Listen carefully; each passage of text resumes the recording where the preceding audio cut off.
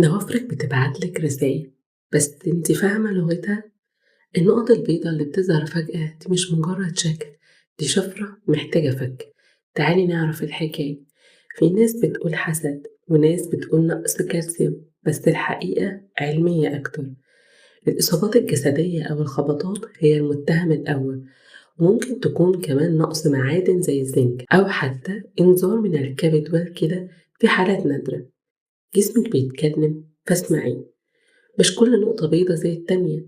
لو خطوط عرضية مزدوجة يبقى البروتين ناقص، لو الضفر أبيض ما عدا شريط وردي يبقى الكبد محتاج فحص، وشكل الضفر هو خريطة صحتك. لو نقط صغيرة متفرقة يبقى غالبا دي إصابة بسيطة أو خبطة في الضفر في القاعدة بتاعته. طب لو خطوط عرضية وعلى كل الضفر رسالة عن نقص معادن الزنك أو إجهاد شديد أثر على الجسم كله. طب الضفر كله أبيض شديد، ده نقص شديد في البروتين أو مشاكل صحية هتستدعي استشارة طبيب. طب تعالوا نشوف خطة ليلى لترميم ضوافرها. بتبدأ من الطبق.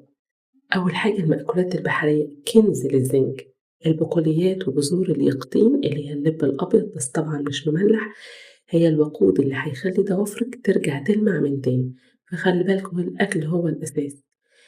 طيب لو الأكل مش كفاية بنلجأ للمساعدين، جرعة زنك مدروسة مع البيوتين هتقوي طبقات الكرياتين وتخلي ضفرك طالع صحي وقوي من الجذور. وعشان نحافظ على النتيجة اللايف ستايل لازم يتغير. الجوانتي هو درعك أثناء التنظيف، والترطيب اليومي هو سر المرونة. نقطة فازلين على الضوافر بالليل هتفرق جدا معاكي. مش البرد العشوائي، اتجاه واحد بس هو الصح عشان نمنع الكسور الداخلية للضفر. واستنوني في حلقة تانية من رسائل جسمنا.